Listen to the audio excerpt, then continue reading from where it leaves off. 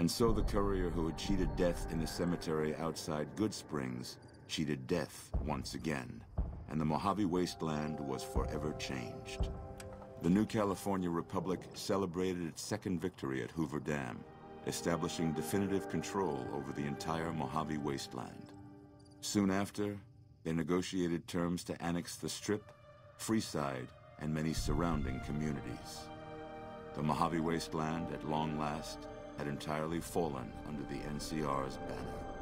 The courier, fair and even-handed in his dealings throughout the wasteland, was honored by the NCR for his support of the military at Hoover Dam. He was presented with the Golden Branch, the highest civilian decoration given by the Republic. Tabitha and Rhonda went east, through Caesar's land. Occasionally, tales of their exploits found their way back west, though few believed them. Eventually, the stories concerning the duo were collected and published, and proved to be quite popular with children. Invigorated by his travels with the courier, Raul once more took up his guns in memory of his lost Rafaela. Soon after, the Mojave was filled with tales of the ghost vaquero who hunts down those who prey on the weak. With the help of the gunrunners, the Boomers developed a healthy trading relationship with the NCR. Eventually, the Boomers began wandering out into the wasteland while still preventing outsiders from entering Nellis. Buried beneath tons of rubble, the Mojave chapter of the Brotherhood of Steel was no more. Those few who were outside the Hidden Valley bunker when it was destroyed settled into new lives, or headed west to find a new chapter to join. Their leaders destroyed by the courier, the fiends scattered throughout the wasteland. Without the organization of Motor Runner, Cook, Violet, and driver Nephi, they were easy prey. After the NCR's victory at the dam, the followers of the Apocalypse were pushed out of Old Mormon Fort during its occupation by NCR forces. NCR further encouraged them to leave Outer Vegas entirely, and the followers had no choice but to comply. Good Springs saw more trade along I-15 after NCR gained control of the Mojave wasteland. But with that came a heavy burden of the Republic's taxes. Some old-timers, unable to handle the cost, were forced to move on, grumbling all the while. The slaughter of the Van Graffs in the Crimson Caravan caused no end of trouble for NCR back west. Already struggling, NCR's supply line suffered further as the two caravans withdrew support, until the massacre in the east was resolved. Cass survived to see the NCR flag flying proud over Hoover Dam, and thought for a moment, this is what a hero must feel like. She was about to tell the courier not to get too proud of himself. Then she figured, he knew that already. That night, Cass kicked in the door of his room to celebrate, only to find the man on the bed was an NCR soldier whose barracks had been destroyed. He was cute, though, so after having her way with him, she got the hell out, leaving an empty whiskey bottle as a note.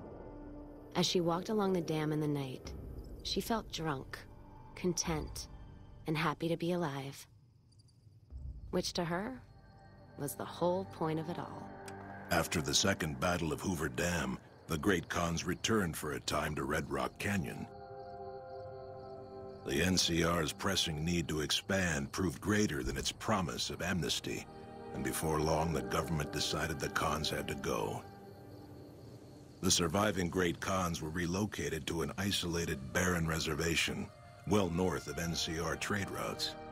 Thanks to the courier and Lily, a cure for the Nightkin's schizophrenia was found shortly after Dr. Henry's experiment concluded. Nightkin and other super mutants in the wasteland flocked to Jacobstown, and the town became known as a haven where a mutant could find peace. Encouraged by the courier to take her medication regularly, Lily's mind eventually attained a semblance of clarity. Her memories dulled by the pills, she cast aside the recording of her grandchildren, no longer remembering its significance. After the NCR victory at Hoover Dam, the temporary truce between them and the Kings blossomed into a full-scale relief effort for the people. While the NCR made repeated entreaties that Freeside join the Republic, the kings steadfastly maintained their independence. After Ray's brain was transplanted into Rex's cybernetic body, it took Rex some time to adjust to the old scrapyard dog's memories. Eventually, Rex's mind settled peacefully, melding his own memories with that of long travels with old Lady Gibson. Shaped up by the courier's advice, the Misfits distinguished themselves during the Legion's attack on Camp Golf. Mags was finally promoted to sergeant, and the rest of the Misfits received an official commendation. They continued to serve with distinction for many years. Though Novak was a low-priority target for the Legion, many of Novak's citizens died in its defense. In the weeks that followed, several bright followers returned to Novak to help restore its defenses, allowing it to remain independent of NCR. Looking for a place where he could be of some use, Boone found himself re-enlisting with his old unit. Though his regrets remained in his thoughts, they coalesced into a purpose, and Boone embraced it. He spent his leave time hunting down slavers in the desert, his first recon beret the last thing they never saw. After Hoover Dam, the leaderless powder gangers at the correctional facility vanished into the wastes, leaving the prison empty. The correctional facility became another abandoned ruin in the wasteland, its carcass occasionally picked over by enterprising prospectors. With Cook dead, the powder gangers at Vault 19 fell apart.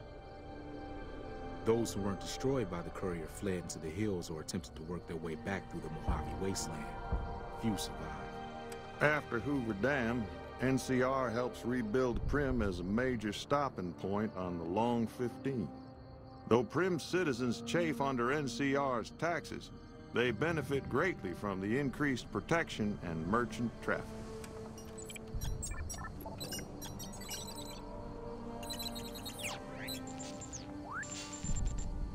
And so the Courier's Road came to an end, for now.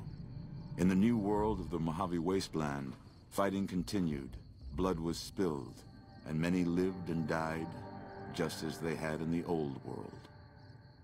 Because war never changes.